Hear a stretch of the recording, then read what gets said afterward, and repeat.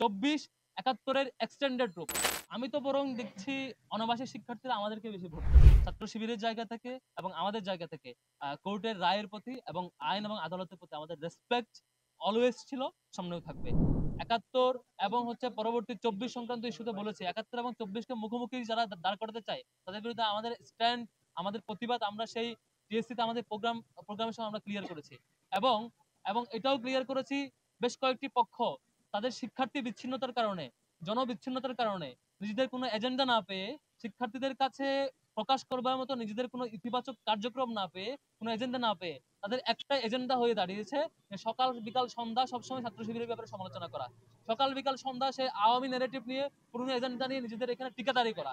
মুক্তিযুদ্ধ এদেশের সবার, 71-এর মুক্তিযুদ্ধ এদেশের মানচিত্র, এদেশের সংস্কৃতি, এদেশের সবকিছুই এদেশের সকল মানুষের। একটি নির্দিষ্ট পক্ষকে দায়িত্ব দিয়ে দেওয়া হয় নাই সেটিকে টিকাদারি করবার জন্য, একটি নির্দিষ্ট পক্ষকে দায়িত্ব দিয়ে দেওয়া হয় নাই সেটিকে তাদের মতো করে তাদের মতো করে মুজিববাদী বয়ানে সেটি হাজির করবার জন্য। 71 এই বাংলাদেশের সকল নাগরিকের স্বাধীনতা, এই বাংলাদেশের সকল নাগরিকের, প্রত্যেকে এটিকে ওন করে এবং ধারণ করে।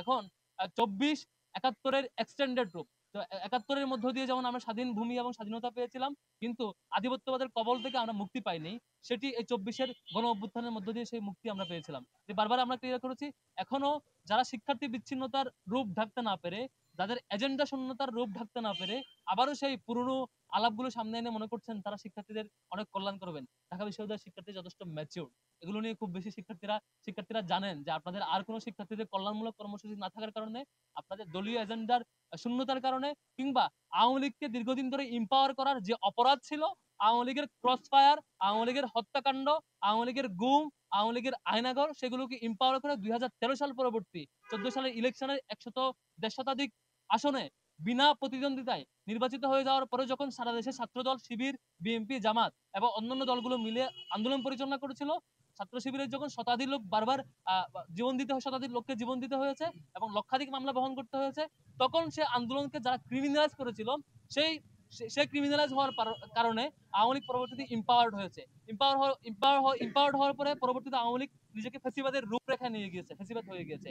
এই সে অপরাধে আপনারা যারা আওয়ামী লীগকে ইম্পাওয়ার করেছিল তারা এই দায় কখনো এড়াইতে পারে না, যে 24-এ যে হাজার হাজার শিক্ষার্থী, হাজার হাজার মানুষকে শহীদ হতে হলো, এটির দায় মূলত সেই সময় আওয়ামী লীগকে ইম্পাওয়ার যারা করেছে তাদের উপর দায় বর্তায়। সেই অপরাধকে ঢাকবার জন্য আর কোনো ইস্যু না পেয়ে সেই ছাত্র শিবির নিয়ে মিথ্যাচার করে যাচ্ছেন। এটি নিয়ে আমরা বিচলিত নয়, শিক্ষার্থীরা এটির জবাব 9 সেপ্টেম্বর দেবে ইনশাল্লাহ। দ্বিতীয়ত, আজকে আপনারা একটি সংবাদ দেখেছেন আমার ব্যাপারে, কোনো একজন রিড করেছেন, এটা খুব ভালো সংবাদ। আমি দেখে ওয়েলকাম করেছি যে অন্তত এটুকু ভালো, বেশ কয়েকটি দল দীর্ঘদিন ধরে সাদিক ভাইকে নিয়ে কিংবা আমাকে নিয়ে বিভিন্ন ভিডিও এডিট করে, ছবি এডিট করে নানা অপপ্রচার এবং প্রপাগান্ডার চাইতে অন্তত কোর্টে গিয়েছেন, এটা খুবই ভালো। আমি আপনাকে ওয়েলকাম করছি। আপনি যিনি কোর্টে রিড করেছেন আমার প্রার্থিতা চ্যালেঞ্জ করে প্রার্থিতা বাতিলের জন্য, আপনাকে ওয়েলকাম। এবং স্বভাবতই ছাত্র শিবিরের জায়গা থেকে এবং আমাদের জায়গা থেকে কোর্টের রায়ের প্রতি এবং আইন এবং আদালতের প্রতি আমাদের রেসপেক্ট অলওয়েজ ছিল, সামনেও থাকবে। সেটি কোর্টের যেহেতু বিবেচনাধীন বিষয়, কোর্ট থেকে রায় আসুক সেটি অপেক্ষায় থাকবে এবং সেটির প্রতি আমার রেসপেক্ট এবং সম্মান এবং সেটিকে ওয়েলকাম করার জায়গাটুকু আমরা মানসিকভাবে প্রস্তুত এবং অলওয়েজ প্রস্তুত ছিলাম। আর এই ধরনের রিট এবং এই ধরনের যে আয়োজনগুলো করেছে, এটা সবচেয়ে ভালো হতো আরো আগে করতে, আর কি 7 দিন আগে করে, ইলেকশনের আগ মুহূর্তে করে। কেন যেন আমি জানি না কেন করেছে, আরো আগেও করতে পারতেন। এবং আইনি প্রক্রিয়া যাওয়াটা আমরা ইতিবাচক ভাবে দেখছি এবং তাকে আমাদের দিকে ধন্যবাদ জানাচ্ছি। এখানে দুটো ব্যাপার, একটা হচ্ছে ওনার অভিযোগ, তো ওনার অভিযোগের প্রেক্ষিতে, অভিযোগ তো নতুন না, এর আগেও বহুবার আপনারা প্রশ্ন করেছেন আমাকে। আমি কমপক্ষে অর্ধ শতাধিক টক শোতে মনে এটা রিপ্লাই দিয়েছি, কমপক্ষে 4-5টা প্রেস কনফারেন্সে আপনাদের প্রশ্নের রিপ্লাই দিয়েছি। সেই রিপ্লাইগুলো আবার একটু শুনবার বিনীত অনুরোধ। সেখানে আমি যে চ্যালেঞ্জগুলো দিয়েছি সেগুলোর একটু ফিডব্যাক আমরা চাইবো। দ্বিতীয়ত হচ্ছে, এটা যেহেতু একটা পেন্ডিং বিষয়, আমি আদালতের বিবেচনাধীন কোনো বিষয় নিয়ে কোনো মন্তব্যে এখন যাব না। যে আমি আদালতের সিদ্ধান্তের প্রতি রেসপেক্ট রাখি, সেদিক থেকে সেটি শুনানি হোক, রায় আসুক, তখন কথা হবে। এখন এইটুকুই শুধু, যিনি রিড করেছেন আমার বিরুদ্ধে, তার এই দ্বিমতের অ্যাপ্রোচের প্রতি আমি রেসপেক্ট জানাই এবং তাকে শুভেচ্ছা জানাই। আমরা এই ধরনের দ্বিমতকে আমরা রেসপেক্ট জানাতে অভ্যস্ত এবং দ্বিমত প্রদানকারীকে আমি বুকে জড়িয়ে নিতেও আমাদের প্যানেলের মানে অ্যাপ্রোচে এটা, যে আমার যিনি দ্বিমত করবেন তিনি আমার সাথে থাকবেন, আমার সাথে কথা বলতে স্বাচ্ছন্দ্য বোধ করবেন, এটাই আমাদের অ্যাপ্রোচ। Thank you.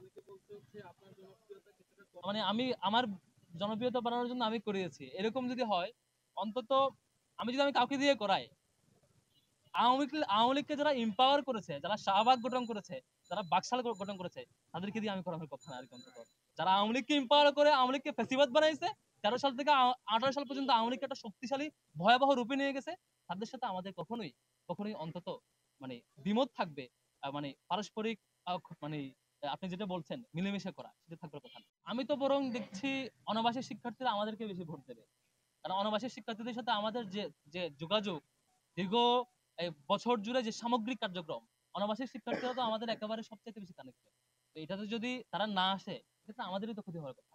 তো এইভাবে বরং অনাবাসিক শিক্ষার্থীরা যত বেশি আসবেন, আমরা তত বেশি মানে উল্লসিত হব, মানে আমরা আমাদের বিজয় তত বেশি আর কাছাকাছি হবে বলে আমি বিশ্বাস করছি। ক্লাস পরীক্ষা বন্ধের বিশ্ববিদ্যালয়ের সিদ্ধান্ত আমাদের সাথে পরামর্শ করে নাই, আমরা ফিডব্যাকও নিই নাই, কারণ এটা নিয়ে আমরা ফিডব্যাক দিলে ইউনিভার্সিটি কিছু আসেও যায় না, কারণ তারা তাদের মতো করে সিদ্ধান্ত নেয় অলরেডি। এবং আমাদের কনসার্ন ছিল মানে পরীক্ষাগুলো শিক্ষার্থীদের সাথে স্ব ডিপার্টমেন্টের সাথে আলাপ করে সিদ্ধান্ত নিতে পারে, তারা কেমনটা চান। কিন্তু ক্লাস বন্ধ করার আমি কোনো যৌক্তিক কারণ দেখছি না আর কি। ক্লাসগুলো স্বাভাবিক শিথিল মাত্রায় ক্লাস হওয়াটা দরকার ছিল, কারণ ইউনিভার্সিটির সারাদিন ক্লাস থাকা একটা ইস্যু, একেবারে ক্লাস না করে দেওয়ার একটা ইস্যু। একটা সার্টেন টাইম ক্লাস থাকাটা স্বাভাবিক ছিল এবং এটা দরকার ছিল বলে মনে করছি।